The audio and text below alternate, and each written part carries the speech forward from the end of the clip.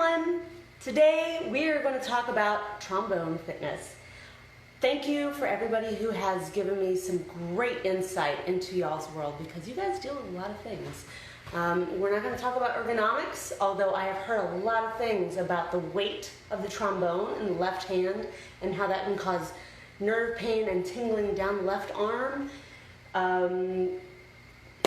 We're not going to talk about that today because that has to do with ergonomics and not necessarily fitness. But today we're going to talk about some things that you can do to help yourself before or during playing or even at a break that will help to counterbalance the effects of playing the trombone, whether it's a tenor trombone or bass trombone.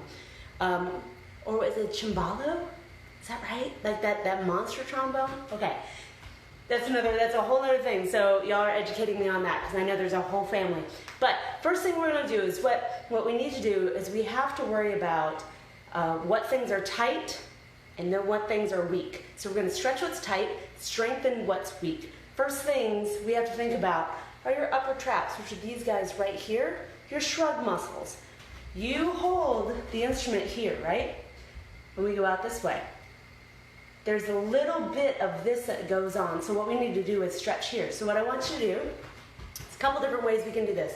Number one, you're going to put your hand in the small of your back, pull your shoulder down towards the floor, and then bring your head, your ear towards your opposite shoulder. So you're trying to create as much space as you can between these two areas, okay?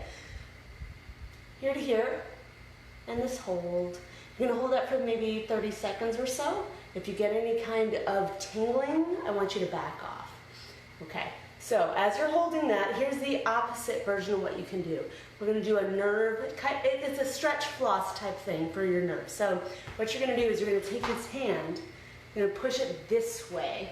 And already that doesn't feel so good to me. Might feel great to you, okay? Deal is, do not force this one, okay? So you're going to push this hand down. You're going to flex your hand, extend your right ear towards your right shoulder, and then come back. Hand goes out, right ear to right shoulder, and back.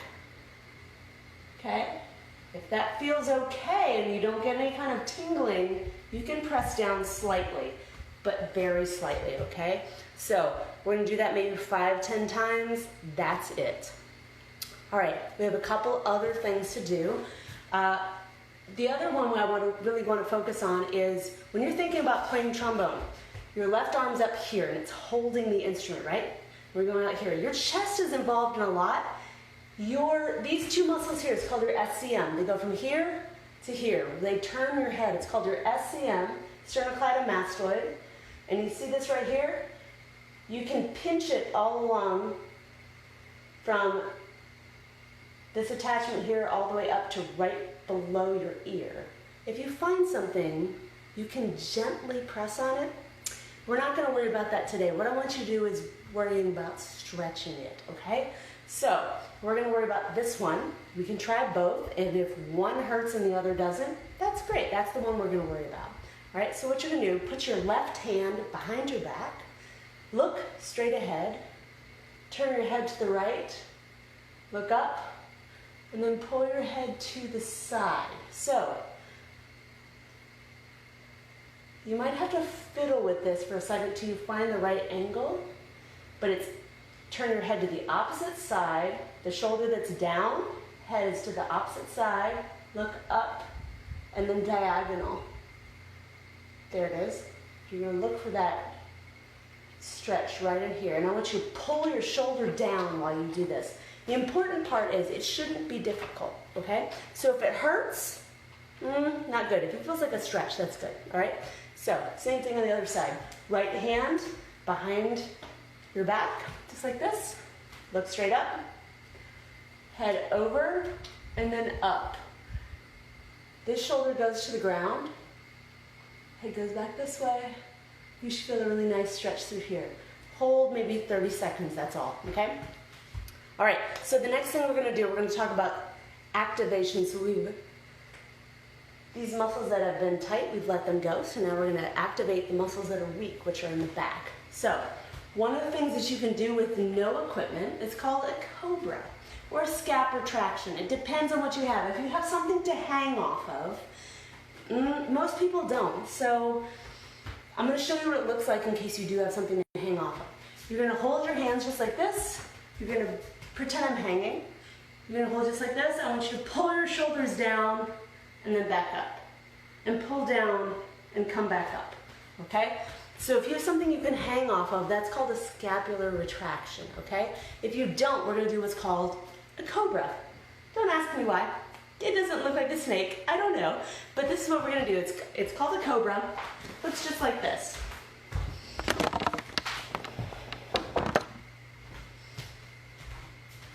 You're going to stand with your feet shoulder width apart. Belly button's in, chest is up. I want you to roll your shoulders back, squeeze back, and down. Like you're trying to touch the backs of your palms together. The bottom of your shoulder blades together, just like this. Squeeze back and down, and hold, okay? Squeeze back and down, and hold. And another thing we're going to do, we're going to talk about something called chin tucks. Chin tucks, while we're doing this, is something that you can do at the same time. Because a lot of trombonists have what we call forward head posture. Your head comes this way, right?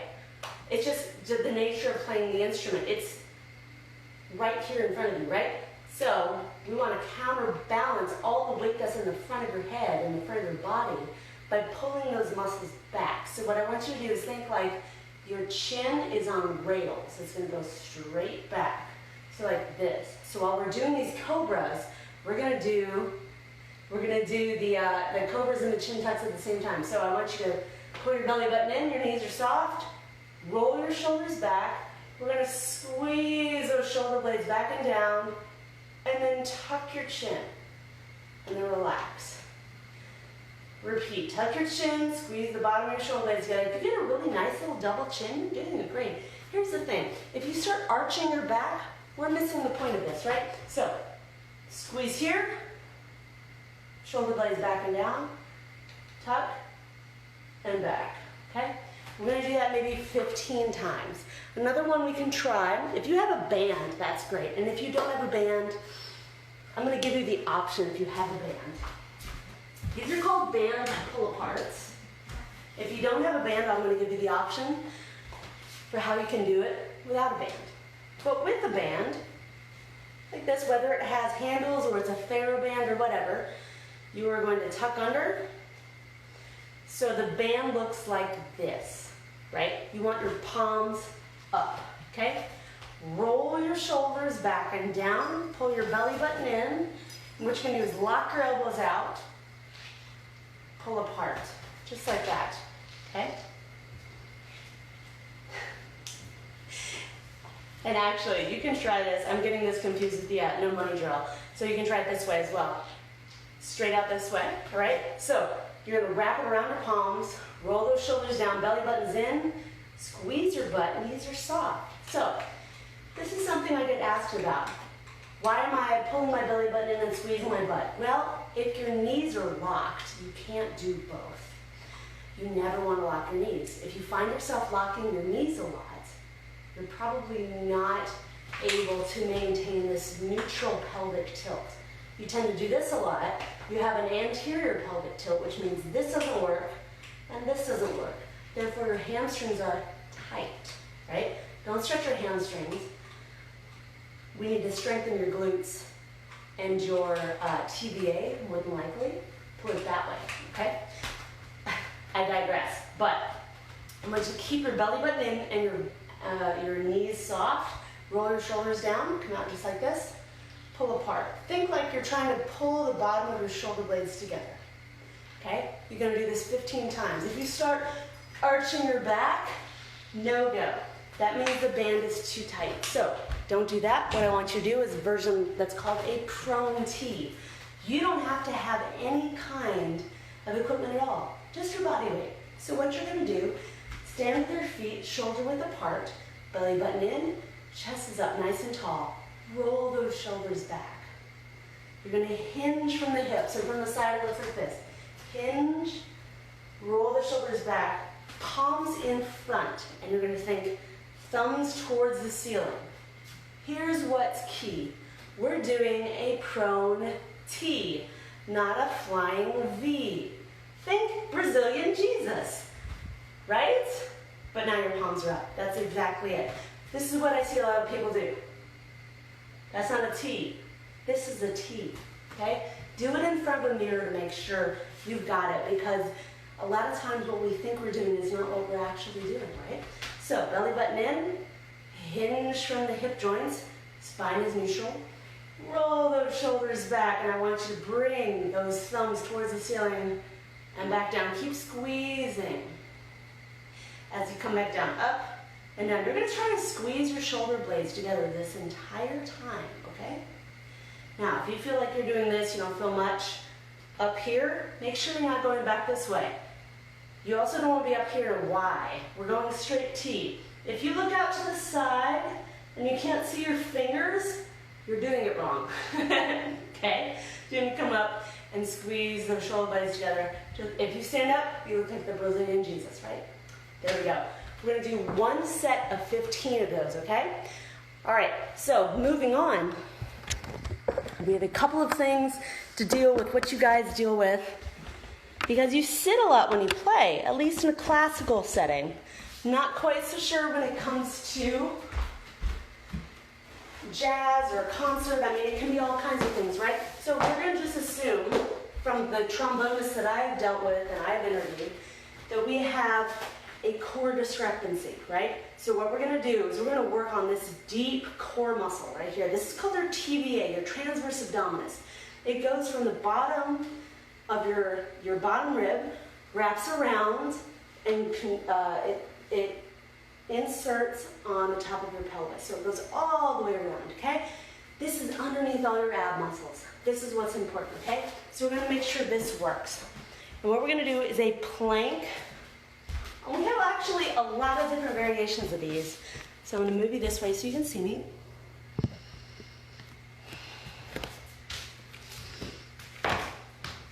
So first variation, I'm going to give you several variations in case any of these are easy, okay? We've all done a plank. A lot of us have done planks very badly. So if that's you, no problem. What I want you to do, put your elbows directly under your shoulders, okay? Directly under your shoulders, then tuck your pelvis and squeeze it under like it's a bucket of water and you're trying to pour the water out of the top, backwards, okay? Tuck under, squeeze, lift up. This is a plank. What I want you to do is slowly lower all the way down and then push right back up, hold, slowly lower, and back down. You're gonna do that 10 times, okay? If that's too easy, we have another variation. And it's a side plank, which I'm sure you've done before.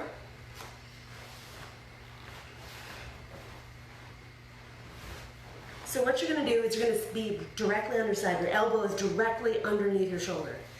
But your foot, this is key. A lot of people don't really get this.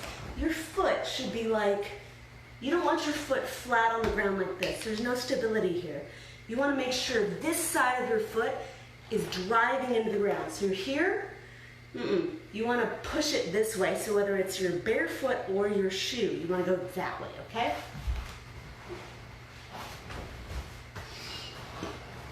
So your elbow is directly underneath your shoulder. You lift up, and you're going to hold. Key to remember, these two shoulders need to point directly forward. You don't want them backwards, you don't want them forwards, okay? You're gonna come up and hold for 30 seconds. If you can only do 10 seconds, 5 seconds, that's fine. We start there and we go from there, okay? That's not a problem, okay? We're gonna go 10 seconds, work our way up to 45 seconds per side. One more for you guys. If you have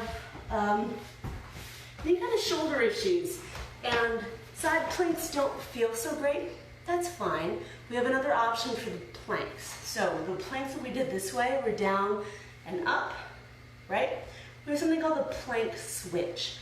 Ordinarily, all I have right now is a 4-pound weight. You can pick anything. Usually in the gym I pick a 2.5-pound plate, something really small.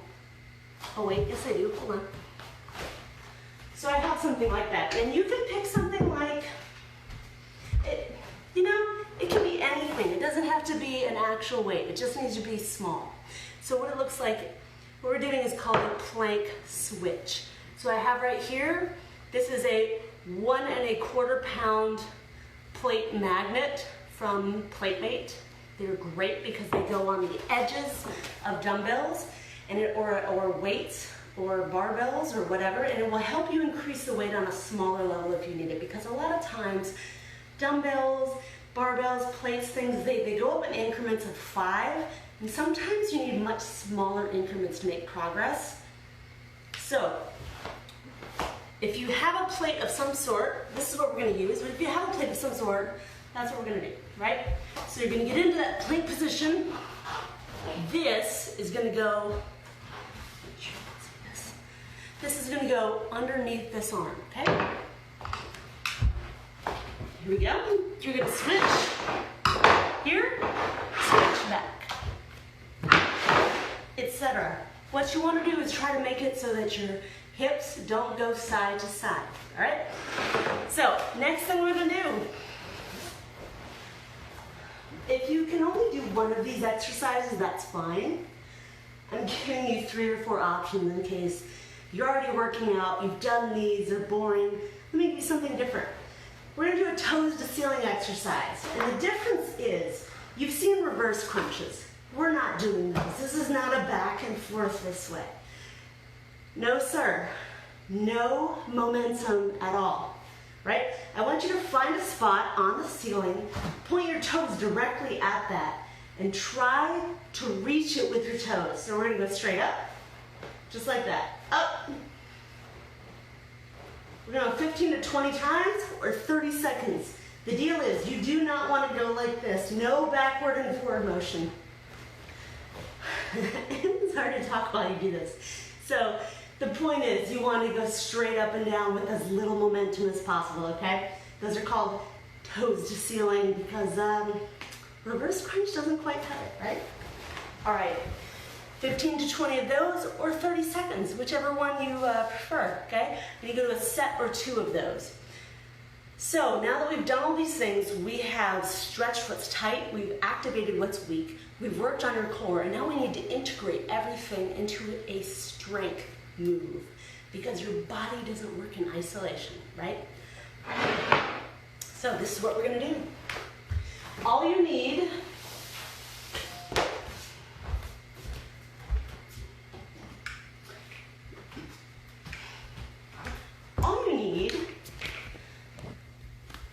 is a dowel rod. Most people don't have that, so if you have a broomstick, that's fine.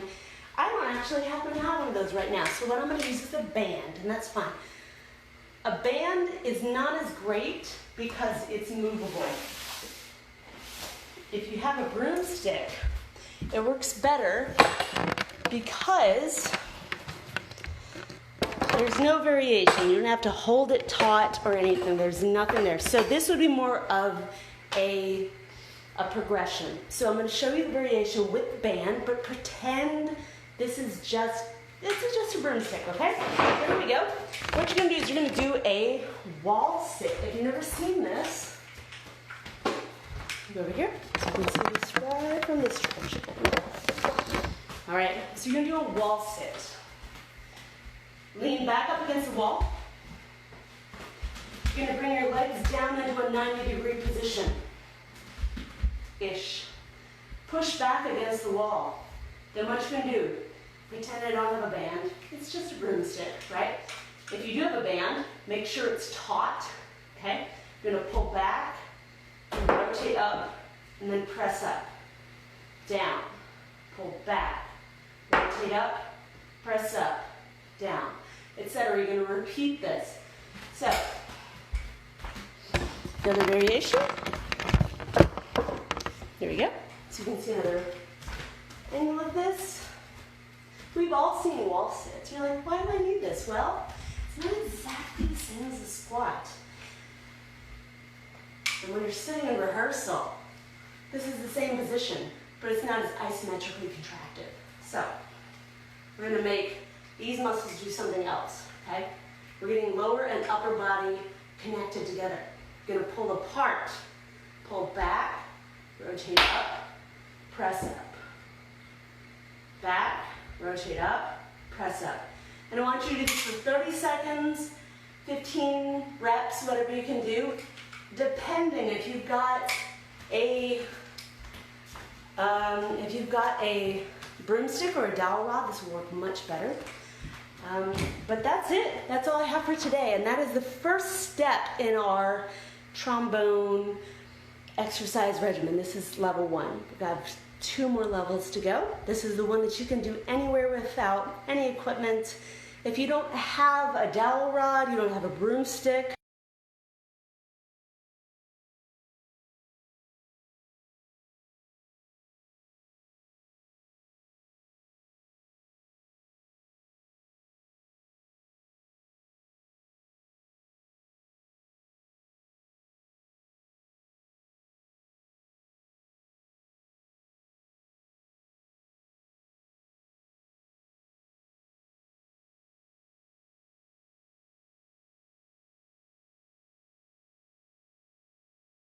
so if I was doing the opposite, I'd go down here, it wouldn't work, I don't feel anything, it's really awkward, right? So you're gonna come up, rotate, and push. And then you can add the other exercises we talked about when you're ready. Thank you guys for joining me.